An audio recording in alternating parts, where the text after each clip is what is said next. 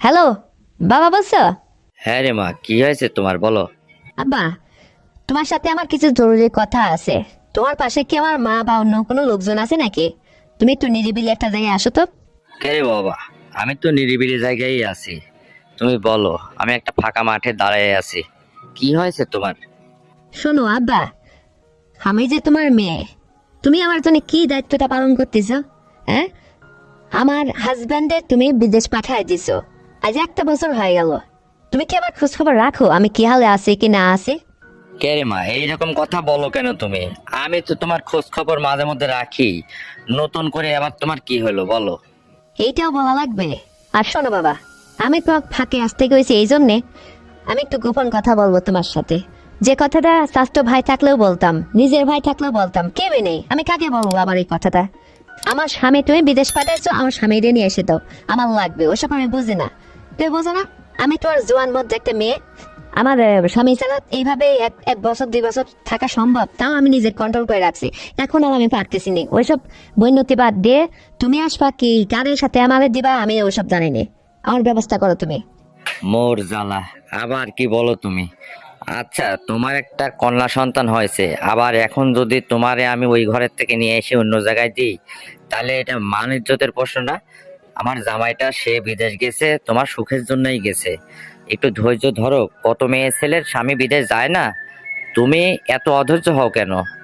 আর আমি বা তোমার জন্য এই মুহূর্তে কি করতে পারবো তুমিই বলো। ও, কিছু করতে পারবা না মানে? এখন এই কথা বললেই হলো? আমি এত শত বুঝিনি বাবা।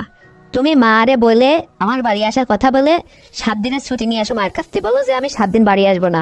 তুমি আইসো আগে আমার কাছে, 7টা দিন থাকবা। তুমি কি করতে পারবা না পারবা সেটা আমি দেখবা না, বুঝতে পেরেছো? হ্যাঁ রে বাবা, তো আমি এইটা তো বুঝলাম না যে আমি যাই তোমার কি উপকার করতে পারবো। তোমার স্বামী কাছে নেই, সেটা হচ্ছে আলাদা ব্যাপার। আমি বাপ হয়ে তোমার কাছে যাই তোমার আবার কি উপকার করতে পারবো? আমি কি তোমার কি কোনো কিছু আশা পূরণ করতে পারি? আমি তোমার বাপ না? ওরে বাবা, ওইসব কথা বললেই হবে? হ্যাঁ, বাপ হয়েছে। শোনো, আমার চোখে এখন পৃথিবীর সব সমান। আমার লাগবেই। এখন তুমি কি করে দেবা না দেবা, ওই কার দিয়ে দেবা না কি করবা ওই আমি জানিনি। তুমি আসো, তুমিই আমাকে দেবা, আমি তোমার তাই নেব। আমার খুবই লাগবে। হ্যাঁ, জবর একখান বাপ হয়েছে। স্বামীরে বিদেশ পাঠাই দিয়ে আমার একা করে রাখে, আর আমি যন্ত্রণায় এখন দিনকাল কাটাচ্ছি। তাই হয় নাকি? ও এর জন্য তুমি তাই, আর এই গ্যাপ তোমারই পূরণ করতে হবে। ওসব ভুলিতে বাদ দিয়ে আমার বাসায় আসো তুমি, তারপরে তোমারে দেখতেছি আমি। বাবা রে, একটু ঠান্ডা মাথায় আমার সাথে কথা বলো। না হলো আমি তো তোমার বাবা, তাই না? আর তুমি যেটা বলতেছো এটা কি মানুষের সামনে বলা যায়? তুমিই বলো। আমি তোমার এই স্বামীর গ্যাপ বাপ হয়ে কি করে পূরণ করি, এইটা তোমার মাথায় আসলো না। আর এটা কি আদৌ সম্ভব? তুমি বলো। এর চেয়ে তুমি যদি তোমার কোনো বন্ধু বান্ধব পাও, এরকম কি নেই? সব কথা কি বাপ হয়ে শেখাই দিতে হয়? হ্যাঁ। ও, এখন বন্ধুর কথা বলতেছো না? ঠিক আছে, তাহলে আমি একটা পরের একটা অন্য ছেলেরে বন্ধুরে ডেকে নিয়ে এসে তার সাথে আমি 3 দিন চলে যাই, দেখি তোমার মার নির্যত কেমন থাকে। হবে না তো? এ তো মহা যন্ত্রণায় ফেলাই দিদি মা আমারে। আচ্ছা শোন, তো আমার সাথে কিভাবে কি করবি? আর আমি বা এখন কি করবো? আচ্ছা ঠিক আছে, আমি কি আজকে আসবো তাইলে? অবশ্যই আসবা। আসবে না মানে? আমার লাগবেই, আর আজকেই। আর শোনো, আমি বুদ্ধি করলাম কি, যদি অন্য কোনো ছেলের সাথে আমি এরকম কিছু করি, তাহলে কি তোমারই বা মানিজ্য থাকবে বাবা? তুমিই বলো। এই জন্যই বাবা হয়ে তুমি যদি আমার এই উপকারটুকু করো আমার বাড়িতে এসে, তাহলে আমার শ্বশুর বাড়ির লোকজনও বুঝলো না, আবার আমারও হলো।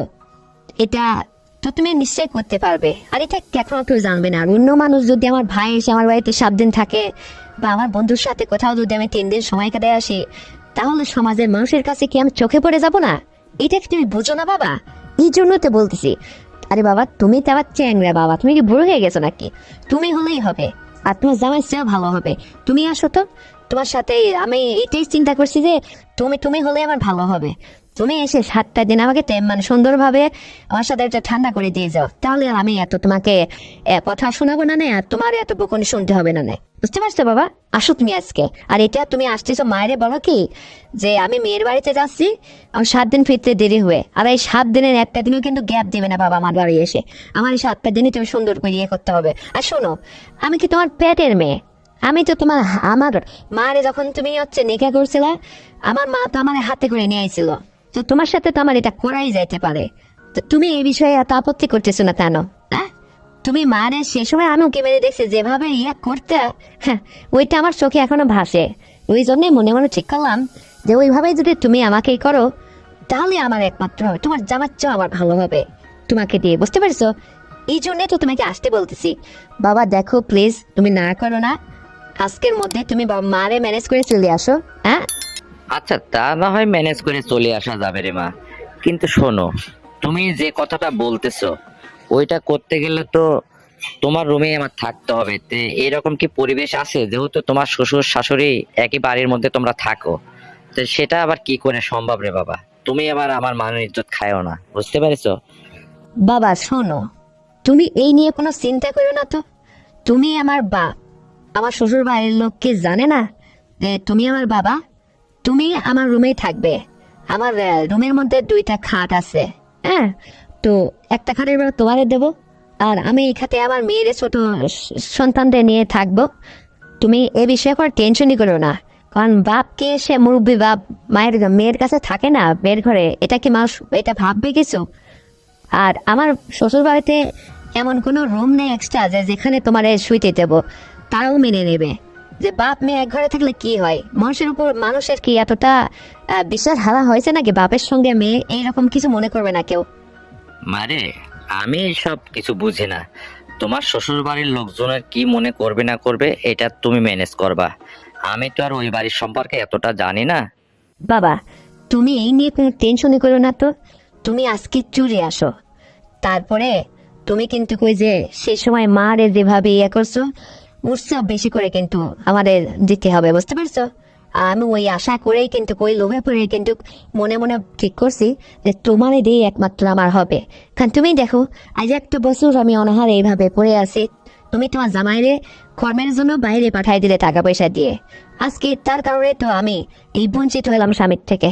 আর আমি তোমার জোয়ান মেয়ে, এই পাহাড়ের মতো উচ্চ লম্বা ফর্সা সুন্দরী একটা মেয়ে তোমার আমি, আর আমি এইভাবে দিনের পর দিন অনাহারে পড়ে থাকবো, তা কি হয়? আর শোনো বাবা, আমিও পারতেছি না আর, এই জন্য এই কথা তো কাউরে বলাও যায় না। আর আজ যদি আমি অন্য কোনো ছেলের সঙ্গে এই সমস্ত কিছু করতে যাইতাম বা মেটাইতাম, তাহলে হঠাৎ যদি মানুষের চোখে পড়ে তাহলে মানে তো যাবে না। আর তুমি আমার বাবা, তো আমার আপন বাপ যদি নাও হও, জন্মদাতা বাপ যদি তুমি নাও হও, তবে তুমি তো আমার বাবা পরিচয় আছো। আমার শ্বশুর বাড়ি লোকজন কেউ এটা আসলে মাইন্ডও করবে না, আর তোমার শোয়ার জায়গাটাও আমার রুমেই হবে, বুঝতে পেরেছো? আচ্ছা, তা নয় বুঝলাম, তোমার রুমে না হয় থাকবো, কিন্তু মারে আমি কি আর সেই আগের মতো তোমার মায়ের সঙ্গে যেভাবে চলাফেরা বা যেটা করছি তুমি দেখছো বলছো তুমি, তা সেই সময় কি আর আমার আছে? আমি কি ওইভাবে পারবো? হ্যাঁ, আমার তো কেমন যেন একটু লজ্জাও লাগে, ভয়ও কাজ করতেছে। তো তুমি একটু আমার চালায় নিও। আরে বাবা বোঝো না কেন, অবশ্যই সুন্দরভাবে আমি চালাই নেব, কারণ তোমাকে তৈরি করতে যা যা লাগে আমি তাই তাই তোমায় দেবো না, বুঝছো? তুমি আগে পূর্বের মতোই আবার সুন্দর মজবুত হয়ে যাবা, এটা আমার জানা আছে। আর শোনো, তুমি এই নিয়ে কোনো টেনশন করো না। তুমি আমার বাবা না, তুমি আমার বাড়িতে আসলে তোমাকে সুষম খাদ্য খাওয়াবো, তোমার সব ঠিক হয়ে যাবে। তোমার এতটাই ভালো লাগবে, তুমি আমার মায়ের কাছে যাইতেই চাইবা না।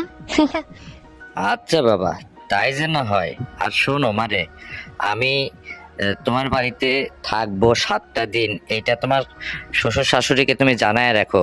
বলবা কি যে আমার বাবা তার সংসারে একটু অশান্তি হয়েছে, এই জন্য আমার বাড়িতে সে এসে 7টা দিন থাকবে। তা না হলে কি করে আমি একবারে যে বাপ হয়ে মেয়ের বাড়িতে 7 দিন পরে থাকবো? তুমিই বলো। সে আমি ম্যানেজ করব, এই নিয়ে তোমার টেনশন করা লাগবে না। শোনো, আমার তো আর টাকা পয়সার এখন অভাব নেই, মানে টাকা পয়সা দিয়ে কি সবকিছু হয় তুমিই বলো? আমার আসলে যেটা দরকার এই জন্যই তো আমি তোমারে ডাকতেছি। কারণ বাবা শোনো, একটা কথা বলি তোমাদের, তুমি আর ওই মায়ের সঙ্গে যখন ওইটা করতা, তো আমার তো ভাঙা ঘর দর ছিল, আমি বেড়ার ভাষা দিয়ে সেদিন উকি মেরে দেখছিলাম তোমার এটা অত বড় মোটার, কি সুন্দর না দেখতে। আমি সেদিন থেকে ভাবছিলাম, আর তুমি যেভাবে ইয়ে করছিলা মানে মাকে, আমি এটা সেদিন দেখার পরে মানে মনে মনে সিদ্ধান্ত নিছি যে যেদিনই হোক মানে আমার স্বামীর অভাবটা তোমাকে দিয়েই আমি পূরণ করব। তুমি আমার বাবা না, তোমাকে কেউ কোনো কিছু মাইন্ড করবেন না তুমি আসলে, এই জন্য একটু বারবার আমি তোমাকেই ডাকতেছি, বোঝো না কেন? আর এইটা আমার ভিতরে একটু টেনশন কাজ করতেছিল বাবা, কারণ তুমি যদি আমার কথায় রাজি না হও তাহলে তখন আমার অন্য পথ ডাব বাইর করতে হবে। তো যেহেতু তুমিই রাজি হয়ে গেছো তাহলে তো আর আমার কোনো চিন্তাই নেই। এখন তুমি নিশ্চিন্তে আজকের মধ্যেই কিন্তু চলে আসবে বাবা। আর শোনো, আমার বাড়িতে আসার সময় কিছু একটা হাতে করে কিনে কেটে নিয়ে আসো ফলমূল, আর সেটাকে আমি তোমাকে পরে দিয়ে দিব, বুঝতে পেরেছো? আচ্ছা মা, তাই হবে।